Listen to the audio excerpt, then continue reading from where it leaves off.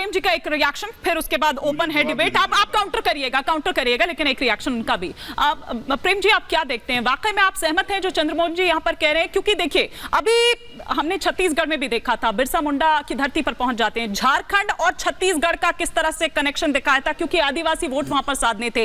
यहां पर अगर हम देखें तो उन सनातनी वोटर्स पर दरअसल निगाह है, इसीलिए बार बार राजस्थान और मथुरा को, यूपी को दरअसल यहां पर जोड़ा जा रहा है। वो कनेक्शन जो है वो बार बार यहां पर बताया जा रहा है। ये महज एक संयोग है। अभी पिछले हफ्ते ही जो श्री कृष्ण जन्मभूमि के अगर कॉरिडोर की बात करें, वो रास्ता अगर साफ होता है और आज पीएम वहां पर पहुंचते हैं, ये दो सवाल मेरे आपसे।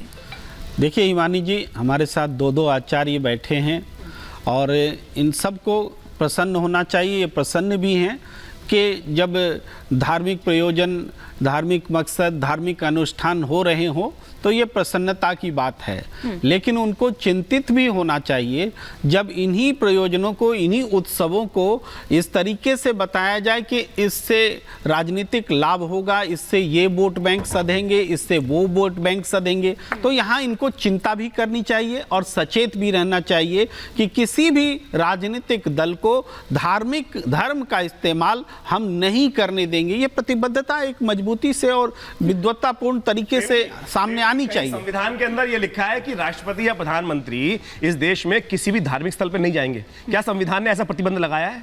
चलिए ये बताइए ना, बताइए, आप पढ़े लिखे व्यक्ति हैं। बोलने कहीं एक संविधान में एक जगह लिखा हो कि संवैधानिक पद में बैठा हुआ व्यक्ति आप मंदिर नहीं जा सकता है, मंदिर में आके जल नहीं चढ़ा सकता है। जवाब ले लेते हैं, फिर मैं आप उत्तर भी ले लीजिए। इस देश में आज भी सरकारी कर्मचारियों को यह इजाजत नहीं है कि आप अपने दफ्तर में ऐसा करें। वो दफ्तर की बात कहाँ हो रही भाई?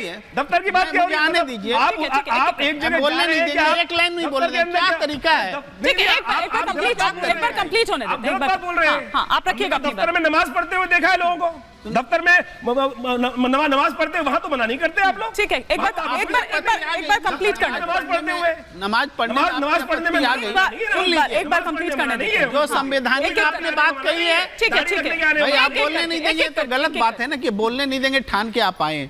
आपने एक बात रखी, उत्तर एक एक करके अपने बात, आप उत्तर लेना चाहते हैं तो लीजिए। देखिए, ये सरकारी कर्मचारियों के लिए एक आचार संहिता है, संविधान के तहत है। उसी के तहत पंडित नेहरू ने भी देश के धर्मनिरपेक्ष मूल्य के हिसाब से ये तय किया था, एक परंपरा बनी थी कि जो पद पर होगा वो किसी इस तरह के में नहीं जाएगा। राजेंद्र प्रसाद जी को मतभेद था, वो गए।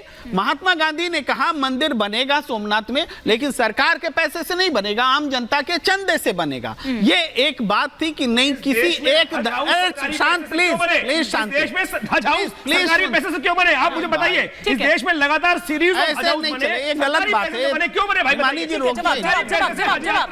जवाब